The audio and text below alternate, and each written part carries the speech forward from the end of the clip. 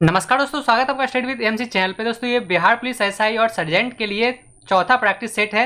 इससे पहले 3 practice set upload किए जा चुके हैं। यदि आपने उन सभी वीडियोस को नहीं देखा है तो उन सभी वीडियो के लिंक आपको नीचे डिस्क्रिप्शन बॉक्स में मिल जाएंगे, तो आप लोग वहां से उन सभी वीडियोज़ को भी देख सकते हैं। आप लोगों का बहुत अच्छा प्यार मिला, सभी लोग वीडियो कितने तक लाइक कर रहे हैं, देख के बहुत अच्छा लगता है। इस वजह से क्वेश्चन जो है वो मैं आपके लिए और भी अच्छे ला रहा हूँ, ताकि एग्जाम की जो तैयारी हो बहुत बेहतर तरीके से हो और आप अच्छे से स्कोर कर पाएँ। यदि आप पहली बार इस चैनल से जुड़े हैं तो चैनल को सब्सक्राइब कर लें और बेल आइकन को ऑन कर लें, ताकि नए वीडियो की सूचना आपको मिलते रहे। ठीक है, और यदि चाहते हैं इन सभी क्वेश्चंस की पीडीएफ फाइल डाउनलोड करना तो उसके लिंक भी आपको नीचे डिस्क्रिप्शन बॉक्स में मिल जाएंगे, वहां से आप लोग डाउनलोड कर सकते हैं। साथ ही साथ ऑनलाइन मॉक टेस्ट भी दे सकते हैं। तो बिना देरी किए करते हैं आज के इस वीडियो की स्टार्ट। बस अपना प्यार यूं ही बनाए रखें, वीडियो को लाइक करते रहें। तो पहला क्वेश्चन आपके स्क्रीन पे है कि भारत तथा पाकिस्तान के मध्य सीमा रेखा एक उदाहरण है। तो ये एक उदाहरण है किस चीज का? ये उदाहरण है अध्यारोपित सीमा का। यह उदाहरण है किसका? अध्यारोपित सीमा का। यह एक उदाहरण है। वैसे आप लोग जानते हैं कि भारत पाकिस्तान के बीच की रेखा को क्या कहते हैं? रेड क्लिफ रेखा। ठीक है, और यदि बात करें हम लोग मैकमोहन रेखा, ये भी क्वेश्चन बहुत पूछे गए हैं। तो मैकमोहन रेखा किससे संबंधित है? भारत और चीन से।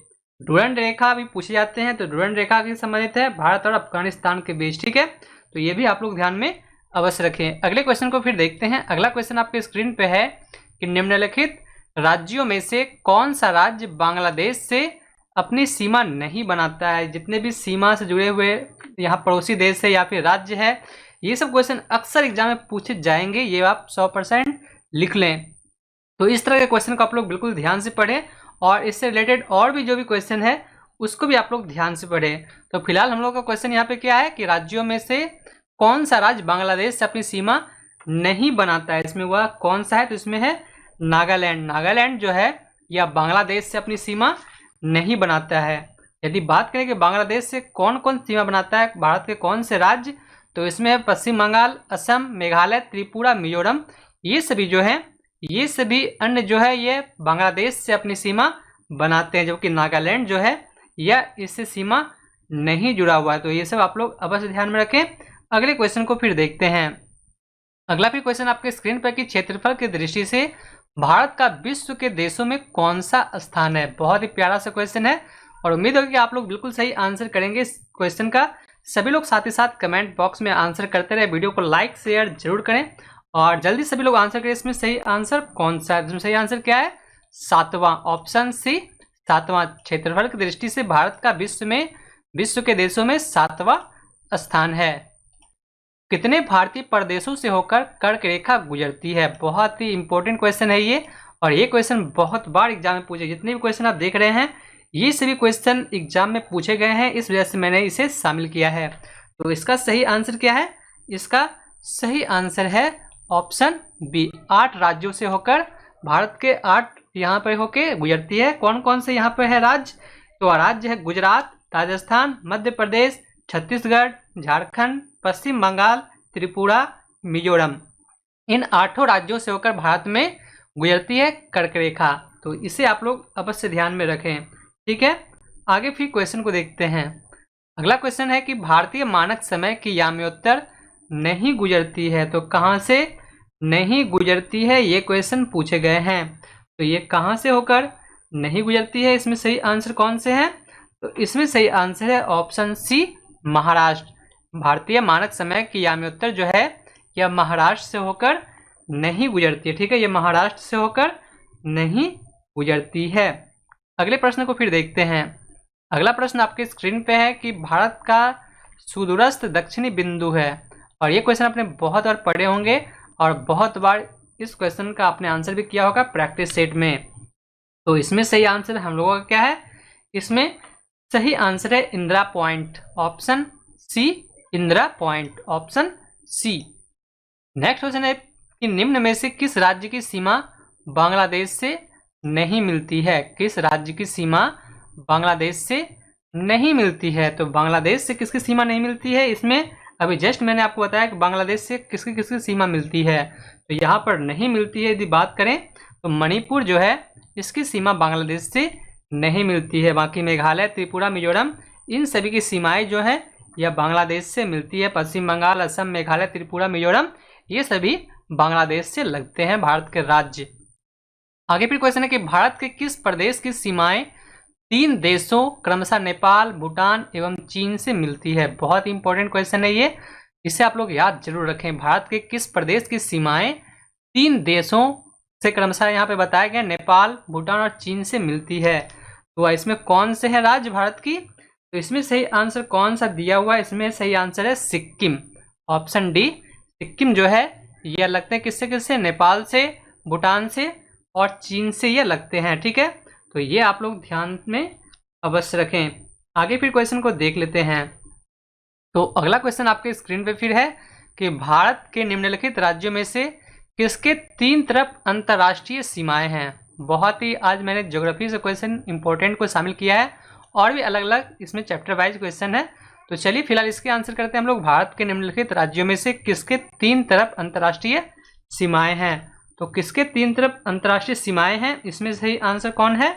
इसमें सही आंसर है त्रिपुरा, ऑप्शन सी त्रिपुरा इसमें बिल्कुल सही आंसर दिए हुए हैं। अगले प्रश्न को फिर देखते हैं। अगला प्रश्न आपके स्क्रीन पे दिख रहे हैं कि नेपाल के पड़ोसी भारतीय राज्यों का युग्म इनमें से कौन सा सही है। फिलहाल तो नेपाल से और भी बहुत लगते हैं, बट यहाँ पर हम लोग को जानना है क्या कि इनमें से कौन सा युग्म जो है वह सही दिया हुआ है। तो इसमें सही युग्म है सिक्किम और बिहार, क्योंकि हम लोग जानते हैं कि नेपाल से भारत के 5 राज्य लगते हैं। कौन कौन राज्य हैं? उत्तराखंड, उत्तर प्रदेश, बिहार, पश्चिम बंगाल और सिक्किम, ये सभी जो है नेपाल से लगते हैं भारत के राज्य। ठीक है, आगे फिर क्वेश्चन को देखते हैं। आगे क्वेश्चन आपके स्क्रीन पे कि गंगा नदी के दक्षिण में इसकी सहायक नदी सोन के आसपास का क्षेत्र प्राचीन काल में किस नाम से जाना जाता है। तो ये किस नाम से जाना जाता है, आप लोग जल्दी से आंसर करके बताएं। देखते हैं कितने लोग इसमें सही आंसर कर पाते हैं। तो इसमें सही आंसर क्या है? Magadh, option D Magadh. सोन नदी के आसपास का क्षेत्र प्राचीन काल में मगध कहलाता था। मगध प्राचीन काल का पहला बड़ा राज्य था और इसके शासक बहुत शक्तिशाली थे। उन्होंने एक विशाल राज्य स्थापित किया था। मगध का उत्कर्ष ईस्वी पूर्व 6वीं शताब्दी में हुआ था और मगध साम्राज्य का वास्तविक संस्थापक कौन था? बिंबिसार। ठीक है, ये भी आप लोग ध्यान में अवश्य रखें। नेक्स्ट क्वेश्चन को देखते हैं फिर। अशोक का कांधार से प्राप्त अभिलेख निम्नलिखित में से किन लिपियों में लिखा गया था? किन लिपियों में लिखा गया था? तो ये लिखा गया था किन लिपियों में? ये लिखा गया था यूनानी और अरामाइक में। ठीक है, ऑप्शन डी यूनानी और अरामाइक में यह लिखा गया था। अशोक का जो कांधार का अभिलेख है यह क्षेत्र में प्रयुक्त होने वाली यूनानी तथा अरामाइक नामक 2 भिन्न लिपियों तथा भाषाओं में लिखा गया था। ठीक है, आगे प्रश्न को देखते हैं फिर। निम्नलिखित पुरास्थलों में से किस स्थान से मनुष्य के आखेटक खाद्य संग्रह होने के प्रमाण नहीं मिले हैं? तो कहाँ इसके प्रमाण नहीं मिले हैं? इसके प्रमाण नहीं मिले हैं चिरांद से। चिरांद से कोई भी प्रमाण नहीं मिला है।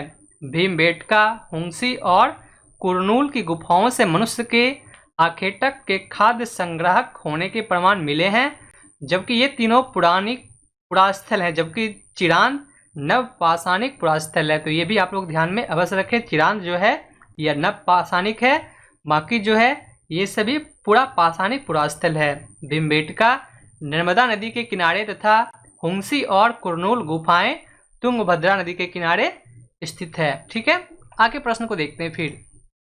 निम्नलिखित में से राख के साक्ष्य किस पुरापाषाणिक स्थल से मिले हैं? बहुत इंपॉर्टेंट क्वेश्चन है कि राख के साक्ष्य किस पुरापाषाणिक स्थल से मिले हैं। तो ये मिले कहाँ से? तो ये मिले हैं ऑप्शन बी कुरनूल गुफा से। ऑप्शन बी कुरनूल के गुफा से। ठीक है, तो पुरापाषाणिक आरंभिक लोग जो हैं, इसका मतलब ये है कि वो आग से परिचित थे, तभी तो वहाँ पे ये राख के साक्ष्य मिले हैं। तो यहाँ से ये हम लोग को पता चलता है कि यहाँ जो कुरनूल गुफा से राख मिले हैं, इससे स्पष्ट होता है कि पुरापाषाणिक जो आरंभिक लोग थे वो आग से परिचित थे, उन्हें आग के बारे में जानकारी थी। आगे फिर क्वेश्चन आपके स्क्रीन पे कि मानव सभ्यता के आरंभिक काल को सुविधानुसार 3 भागों में बांटा गया है। निम्नलिखित में से कौन सा उन तीनों में नहीं आता है? यानी कि 3 भाग जो बताए गए हैं उनमें इनमें से कौन सा एक भाग गलत दिया हुआ, बाकी 3 भाग सही हैं। तो इसमें कौन सा गलत दिया हुआ है? इसमें गलत दिया हुआ है महापाषाण काल, जबकि आप लोग जानते हैं पूरा पाषाण काल, नव पाषाण काल और मध्य पाषाण काल 3 भागों में बांटा गया है। महापाषाण काल का इससे कोई संबंध नहीं है। ठीक है, तो आगे फिर क्वेश्चन को देख लेते हैं। अगला प्रश्न आपके स्क्रीन पे कि निम्नलिखित में से कौन सा पुरास्थल प्रागैतिहासिक शैल चित्रकला के लिए जाना जाता है? तो प्रागैतिहासिक शैल चित्रकला के लिए जाना जाता है कौन इसमें? तो इसमें जाना जाता है कौन? जल्दी से आप लोग आंसर करके बताएं। इसमें सही आंसर कौन सा है? भीमबेटका, ऑप्शन बी भीमबेटका इसमें जाना जाता है। भीमबेटका वर्तमान मध्य प्रदेश के रायसेन जिले में स्थित है और यहाँ से प्रागैतिहासिक शैल चित्रकला के कुछ सुंदर उदाहरण देखने को मिलते हैं।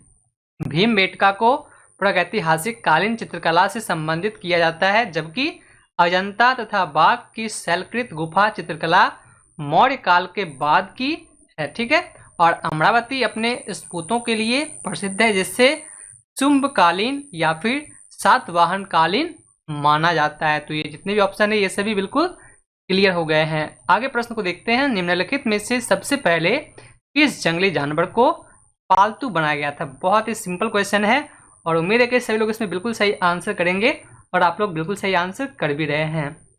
तो इसमें सही आंसर क्या हम लोगों का? ऑप्शन सी कुत्ता। ठीक है, ऑप्शन सी सबसे पहले पालतू बनाया गया जानवर कौन था? तो कुत्ता था। सबसे पहले इसे ही पालतू बनाया गया। इसके बाद फिर मनुष्य धीरे धीरे भेड़ पालना सीखे, बकरी, इन सभी को पालतू बनाया और धीरे धीरे मानव सभी चीज को पालने लगे। ठीक है, आगे फिर प्रश्न को देखते हैं। मेहरगढ़ निम्नलिखित में से किस दर्रे के निकट स्थित है? तो मेहरगढ़ स्थित है किस दर्रे के नजदीक? तो मेहरगढ़ जो है स्थित है बोलन दर्रा के नजदीक। ऑप्शन ए बोलन दर्रा। मेहरगढ़ किरत पहाड़ियों में स्थित बोलन दर्रे के समीप एक हरा भरा समतल स्थान है और ये वर्तमान पाकिस्तान के बलूचिस्तान प्रांत में स्थित है। ईरान जाने के लिए बोलन दर्रा एक महत्वपूर्ण मार्ग है। ठीक है, आगे प्रश्न देखते हैं। आगे क्वेश्चन आपके स्क्रीन पे कि मेहरगढ़ से प्राप्त एक कब्र में निम्नलिखित में से किस पालतू जानवर को मृतक के साथ दफनाया गया था? तो किसके साथ दफनाया गया था? तो ये दफनाया गया था कहाँ पे? इसमें सही आंसर कौन से किसको दफनाया गया साथ में? तो बकरी को। ऑप्शन ए बकरी को दफनाया गया था। मेहरगढ़ से प्राप्त एक कब्र में एक मृतक के साथ एक बकरी को भी दफनाया गया था और यहाँ के लोगों की आस्था थी कि मृत्यु के बाद भी जीवन होता है और इसे परलोक में मृतक के खाने के लिए रखा गया था। ठीक है, तो बिल्कुल सही आंसर इसमें कौन सा है? Option A. निम्नलिखित पुरास्थलों में से कौन सा एक ब्रह्मपुत्र की घाटी की एक पहाड़ी पर स्थित है? तो ब्रह्मपुत्र की घाटी पर पहाड़ी पर स्थित कौन है इसमें? तो इसमें स्थित है option D Daojali heading. Option D Daojali heading. Daojali heading चीन और म्यांमार की ओर जाने वाले रास्ते में ब्रह्मपुत्र की घाटी की एक पहाड़ी पर स्थित है और यहाँ से काष्ठाम्य के औजार और बर्तन भी प्राप्त हुए हैं। काष्ठाम्य उस अति प्राचीन लकड़ी को कहते हैं जो सख्त होकर पत्थर बन गई है और यहाँ से मूसल और खड़ल जैसे उपकरण प्राप्त हुए हैं, जिससे पता चलता है कि यहाँ के लोग भोजन के लिए अनाज उगाते थे। और दाओजली हेडिंग से जेडाइट पत्थर भी प्राप्त हुआ है। पुरातत्ववेदों का मानना है कि संभवतः यहाँ पर पत्थर चीन से आया होगा। ऐसा जो वहाँ पहले यहाँ पे थे पुरातत्ववेद, उनका ऐसा मानना है। आगे क्वेश्चन को देखते हैं फिर हम लोग। क्वेश्चन है कि वृक्क की खराबी के कारण रक्त में यूरिया की मात्रा बढ़ने को कहते हैं। तो यूरिया की मात्रा को बढ़ने को क्या कहते हैं? इसमें यूरेमिया। ठीक है, ऑप्शन ए यूरेमिया इसे कहते हैं। Option A uraemia. वृक्क की खराबी के कारण रक्त में यूरिया की मात्रा बढ़ने को यूरेमिया कहते हैं। ये भी आप लोग ध्यान में बस रखें क्योंकि बहुत इंपॉर्टेंट क्वेश्चन है। आगे क्वेश्चन आपके स्क्रीन पे कि पक्षी होते हैं। तो पक्षी तो आप लोग जानते हैं पक्षी क्या होते हैं, पर पक्षी होते हैं क्या? तो पक्षी होते हैं option C uricotelic. Option C uricotelic. Option C uricotelic किसे कहते हैं? तो वैसे जीव जो यूरिन के द्वारा यूरिक एसिड निकालते हैं उसे कहते हैं क्या? यूरिकोटिलिक। ठीक है, जैसे कि छिपकली हो गए, सांप हो गए, पक्षी हो गए, ये सभी क्या है? यूरिकोटिलिक। इनमें ये सभी आते हैं पक्षी। ठीक है, अगले प्रश्न को देखते हैं फिर। किस प्राणी में रुधिर नहीं होता?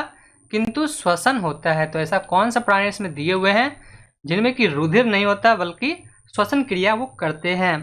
तो इसमें वह प्राणी कौन से हैं? तो इसमें सही आंसर कौन सा हम लोगों का? हाइड्रा। ऑप्शन सी हाइड्रा में नहीं होते हैं, इसमें रुधिर नहीं होते। बाकी देख सकते केचुआ में भी होते हैं खून, और मेढक में भी होते हैं, मीन यानी कि मछली में भी होते हैं। तो यहाँ पर सिंपल से हम लोग आंसर यहाँ पे यदि ऐसे अलग कर दें तो यहाँ पे हाइड्रा बिल्कुल सही आंसर है। Option C hydra. एक काकरोच होते हैं उसमें व्हाइट ब्लड होते हैं, उसमें खून नहीं पाए जाते। तो यहाँ पे केचुआ है, मुझे लगा यहाँ पर वो है। ठीक है, तो चलिए इस तरह से आप लोग ये भी ध्यान में रखें कि हाइड्रा में भी रुधिर नहीं होते परंतु ये श्वसन क्रिया करते हैं। और यहाँ पे एक होता है तिलचट्टा जिसे कहते हैं कॉकरोच, तो उनमें भी खून नहीं पाए जाते हैं, उनमें भी यदि उसे आप चेक करें तो उसमें व्हाइट ब्लड निकलते हैं। आगे फिर क्वेश्चन है कि श्वसन क्रिया का नियंत्रण होता है। तो श्वसन क्रिया का नियंत्रण किसके द्वारा होता है? श्वसन क्रिया का नियंत्रण होता है किसके द्वारा? यह नियंत्रण होता है स्वचालित तंत्रिका तंत्र के द्वारा।